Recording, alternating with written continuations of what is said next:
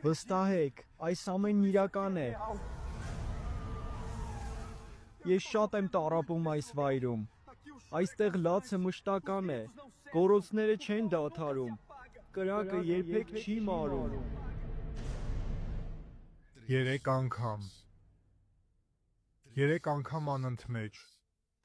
Նույն զգուշացումը։ Սա չափազանցություն չէ, եւ ոչ էլ դատարկ կրկնություն։ Դժոխքը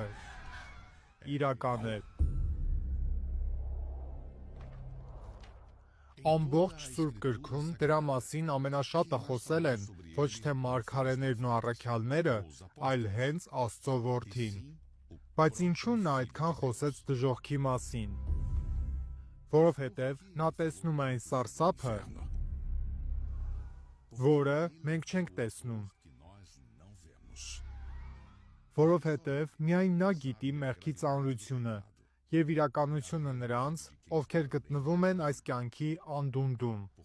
որովհետև նա չի ուզում, որ մեզանից ոչ ոք այնտեղ այրվի։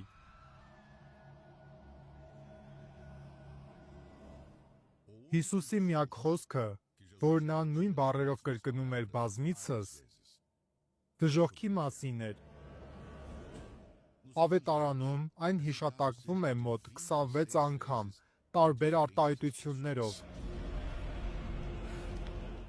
Հավիտենական կրակ։ Արտաքին խավար։ Տանջանքի և ատամների կրճտոցի տեղ։ Հավիտենական պատիժ։ Որտեղ որդը չի մեռնում։ Որտեղ կրակը չի մարում։ Փորձիր պատկերացնել 1 տարի, 10 տարի, 100 տարի։ Հավիտյան։ Որքան սարսափելի այս վայրը, որի մասին նա այդքան պատմում էր։ Բայց ինչպես կարող է ինչ-որ մեկը զգալ այդ տանջանքը, եթե մարմինը թաղված է։ Հոգին մահից հետո չի քայքայվում մարմնի հետ։ Այն մնում է ամբողջական։ Եվ նրանք, ովքեր գնում են կրակոտ դժոխք, ստանում են մի մարմին, որը զգում է։ Ավելի խորը մի խորհրդավոր բան,